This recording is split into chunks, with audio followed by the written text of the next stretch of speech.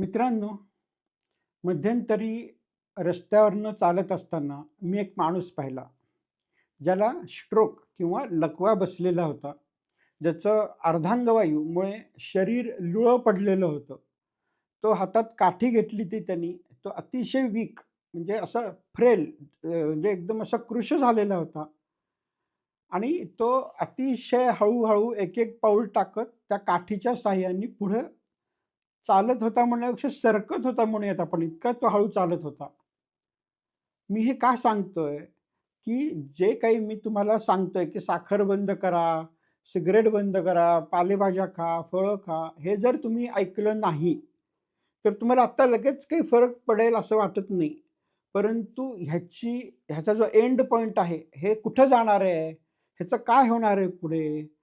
जर तुम्ही साखर खाणं चालूच ठेवलं, हॉटेलमध्ये खाणं चालूच ठेवलं, तर त्याचा जो एंड पॉइंट ते कुठे जाणार आहे, हा प्रवास कुठे संपतो किंवा कुठपर्यंत जातो, हे जर बघायचं असेल तर त्या माणसाकडे बघावं.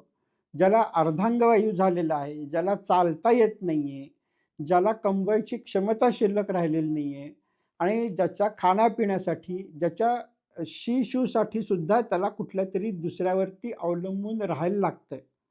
कारण अशा प्रकारचे रोग झाले, की तुम्ही एकतर बेड बाउंड होता, म्हणजे तुम्ही मरून जाता कधीतरी.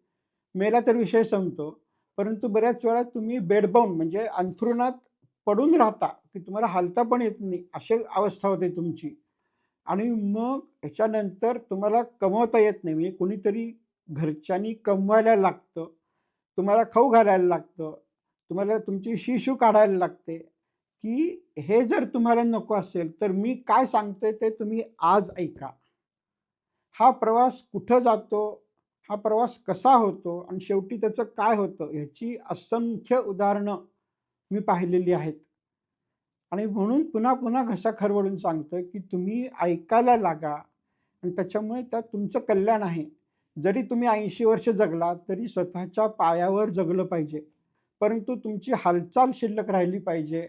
तुमचं खाणं-पिणं व्यवस्थित राहिलं पाहिजे आणि तुम्ही कुणावरही अवलंबून असता कामा नये. कारण आता भारताची लोकसंख्या म्हातारी होत चालली आहे.